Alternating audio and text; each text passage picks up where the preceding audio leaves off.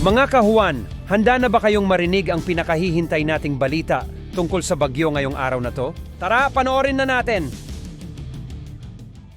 Magandang umaga po ng Martes sa inyong lahat at narito na nga lagay ng ating panahon ngayong December 19, 2023.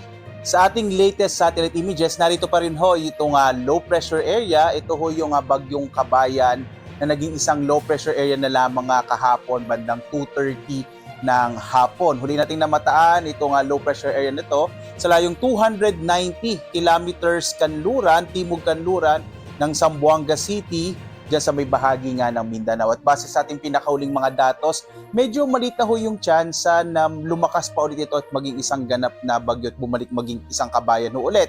Subalit, patuloy pa ito i-monitor sa mga susunod na araw.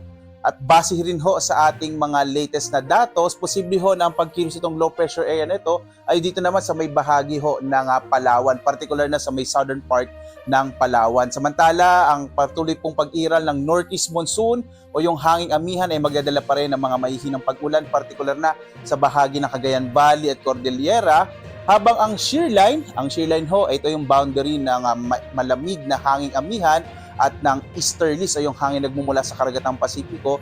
Inaasahan pa rin natin magdadala ito ng mga pag-ulan, partikular na nga dito sa may bahagi ng Bicol Region, gayon din dito sa may bahagi ng Aurora at Quezon. Asahan pa rin ho natin ang malaking tsansa ng mga pag-ulan sa malaking bahagi ng Visayas, ng Mindanao, sa Palawan, Mimaropa at bahagi ng Bicol Region at kasama rin din yung Quezon Province.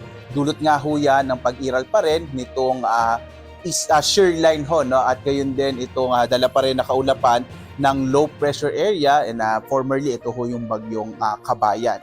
Asahan naman natin dito sa may bahagi ng Luzon ang generally fair weather pero posible pa rin ho yung mga passing rain showers, mga mahihinang pag-ulan na dulot ng amihan. Inaasahan natin na hihina ho yung amihan sa mga susunod na araw at itong shear line ay maaaring umabot sa may bahagi ng Cagayan Valley region.